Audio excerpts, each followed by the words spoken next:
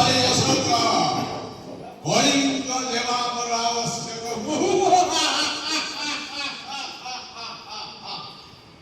ମନେ ରଖ କଳିଙ୍ଗ ନରେଶ ସମ୍ରାଟ ଅଶୋକ ତୁମକୁ ଚରମ ମାରେ। ମନେ ରଖ ତୁମ ସୈନ୍ୟ ସହ ମୋ ପାଖରେ ଯଦି ଆତ୍ମସମର୍ପଣ ନ କର ତାହେଲେ ମୁଁ କଳିଙ୍ଗରେ ରକ୍ତର ସୁଅ ଚୁଟାଇବି। ସେନାପତି ଅବିଳମ୍ବେ ଆସ, କଳିଙ୍ଗ ନରେଶକୁ ଆମର ଅଭିଳାଷ ତୁରନ୍ତ ଜଣାଅ। ଯାହା ବନ୍ଧୁଆ ଏଇ ସଙ୍ଗେ ସଙ୍ଗେ ମୁଁ ଦୂତ ପଠାଉଛି ଏବଂ କଳିଙ୍ଗର ରାଜାଙ୍କ ଠାରୁ ଖବର ସଂଗ୍ରହ କରୁଛି। ଯଦି ଆମ କଥାରେ ସେ ରାଜି ନ ହୁଅନ୍ତି ତୁରନ୍ତ ଯୁଦ୍ଧ ଘୋଷଣା କରିବ। ଏହା ଅଶୋକ ସମ୍ରାଟଙ୍କର ତୁମକୁ ନିର୍ଦ୍ଦେଶ। ନିଶ୍ଚୟ ପ୍ରହରୀ ଅବିଳମ୍ବେ କଳିଙ୍ଗ ଯାତ୍ରା କର ଏବଂ କଳିଙ୍ଗ ରାଜାଙ୍କୁ ମଗଧ ରାଜାଙ୍କର ବଶୀଭୂତ ହେବା ପାଇଁ ଖବର ଦିଅ।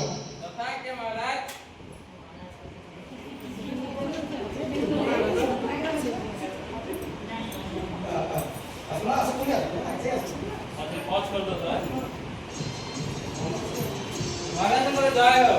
କଣ ଖବର ମହାରାଜ, କଳିଙ୍ଗର ରାଜା ଯୁଦ୍ଧ ପାଇଁ ଯେଉଁ ଆପଣ ପଠାଇଥିବା ବାର୍ତ୍ତାକୁ ଗ୍ରହଣ କରିପାରିବେ। ସେନାପତି ପ୍ରକାଶ କରନ୍ତୁ କଳିଙ୍ଗର ଅବସ୍ଥା କଣ ଅଛି? ମହାରାଜ, କଳିଙ୍ଗର ବୃଦ୍ଧ ସୈନ୍ୟମାନେ ଆମର ଖବରକୁ ଅସ୍ୱୀକାର କରିଛନ୍ତି। ଆମର ଦାସତ୍ୱ ଗ୍ରହଣ କରିବା ସେମାନେ ରାଜି ନାହାନ୍ତି। କଣ ସେମାନେ ଯୁଦ୍ଧ ଚାହାନ୍ତି? ନିଶ୍ଚୟ ସେଇଆ ହିଁ ଲାଗୁଛି। ଯୁଦ୍ଧ ଅଶୋକ ସମ୍ରାଟ ସାଥିରେ ଯୁଦ୍ଧ କରିବ କଳିଙ୍ଗ ସେନା ଅସମ୍ଭବ, ଅସମ୍ଭବ।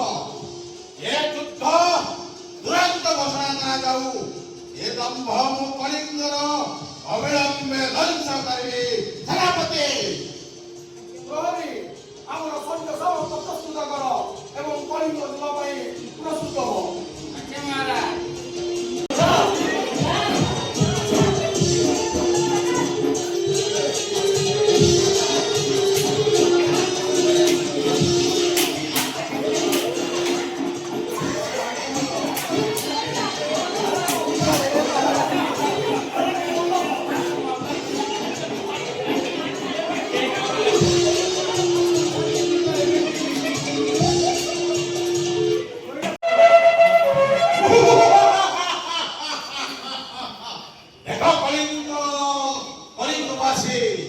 ଅଶୋକ ସମ୍ରାଟର ପରାକ୍ରମ। କଳିଙ୍ଗ ଆଜି ଜରାଜୀର୍ଣ୍ଣ ଅବସ୍ଥାରେ ଶହ ଶହ ସୈନ୍ୟଙ୍କର ଶିରଚ୍ଛେଦ କରିଛି। କଳିଙ୍ଗ ସମ୍ରାଟର ମୌର୍ଯ୍ୟ ସମ୍ରାଟ ଅଶୋକଙ୍କର ସେନାବାହିନୀ ଆଗରେ କଳିଙ୍ଗର ସେନା କେମିତି ଧ୍ୱସ୍ତ ବିଧ୍ୱସ୍ତ ହେଇ ଆଜି ରକ୍ତପାତର ସୁଅ ଛୁଟିଛି। এই দয়া নদীর রক্ত জল লাল বর্ণের অন্বিত হয়েছে। দেখো দেখো এই অশোকর পরাক্রম। সেনাপতি কলিঙ্গ যুদ্ধর বিবরণী মতে প্রদান কর। মহারাজ, যুদ্ধরে ଆମର ସୈନ୍ୟମାନେ କଳିଙ୍ଗକୁ ଭସ୍ମୀଭୂତ କରିଦେଇଛନ୍ତି। ରକ୍ତ ପ୍ଲାବିତ ଆଜି ଦୟା ନଦୀର ଜଳ, ରକ୍ତ ରଞ୍ଜିତ ଆଜି ଧଉଳିର ବନଭୂମି, ଶହ ଶହ ଲୋକ ଶହ ଶହ ସୈନ୍ୟଙ୍କର ରକ୍ତରେ ରକ୍ତ ରଞ୍ଜିତ ଆଜି ଧଉଳିର ପାଦ।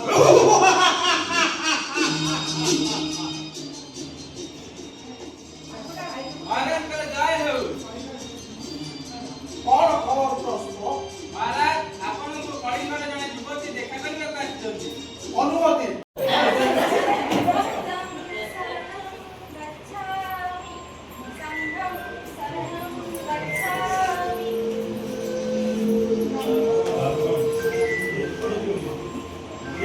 युवती कौन तुम्हारा अभिलाष तुरंत प्रकाश करो।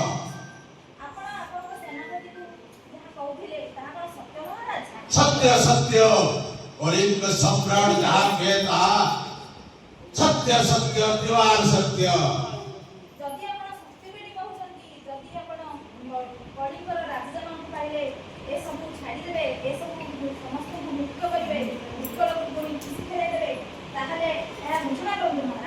ଘୋଷଣା ତ ହବ ଅବଶ୍ୟ, ହେଲେ ଏବେ ବି ସମୟ ଅଛି, ଏବେ ବି ସମୟ ଅଛି। ତୁରନ୍ତ ମତେ କଳିଙ୍ଗ ଦେବାଙ୍କୁ ଅର୍ପଣ କର। କଣ କହିଲେ? କଳିଙ୍ଗ ଦେବା ମୋର ହସ୍ତଗତ ହବ। ଯଦି ମୋର ପରାୟଣ ହୁଅନ୍ତି କଳିଙ୍ଗ ଦେବା, ମୁଁ ତାଙ୍କୁ ଧନ ରତ୍ନ ସହ ସମସ୍ତ ସମ୍ପତ୍ତିରେ ଭରପୁର କରି ମଗଧକୁ ପ୍ରତ୍ୟାବର୍ତ୍ତନ କରିବି।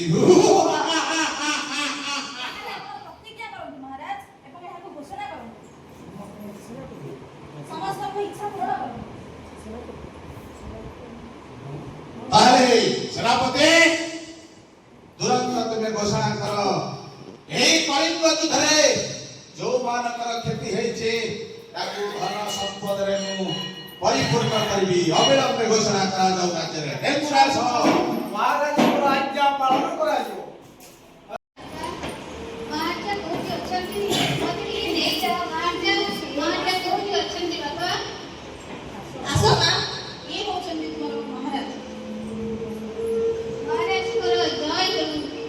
କିଏ ଶୁଭେ ବୃଦ୍ଧା? ଏଠିକି ଆସିବାର ଅଭିପ୍ରାୟ କଣ?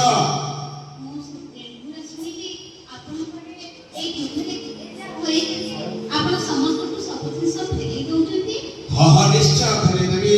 ଦୂତ, ଏଇ ବୃଦ୍ଧାଙ୍କୁ 1,000 ସ୍ୱର୍ଣ୍ଣ ମୁଦ୍ରା ଦେଇ ତାଙ୍କୁ ବିଦାୟ କର। ଆଉ କଣ ତୁମେ ଏକ ଗ୍ରାମ ଯାଉଛ?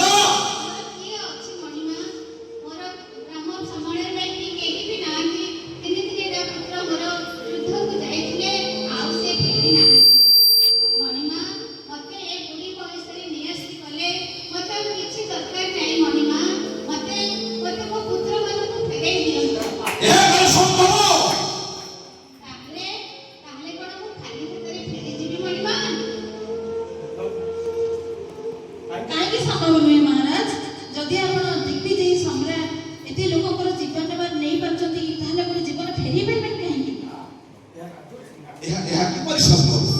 ଏହା ଅସମ୍ଭବ।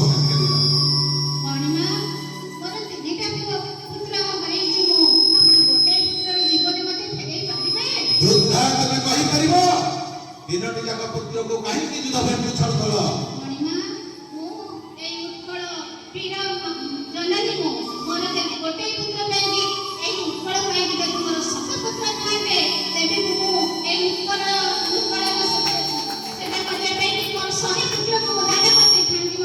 କଣ ମୁଁ ଶୁଣୁଛି?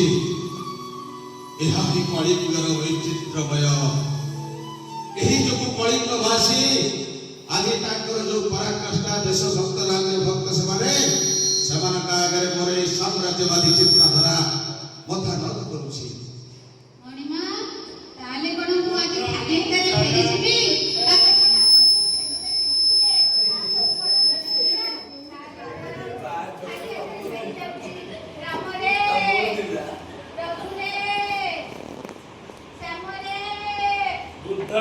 शरणं गच्छामि, संघं शरणं गच्छामि, धर्मं शरणं गच्छामि। ये शिशु भिक्षु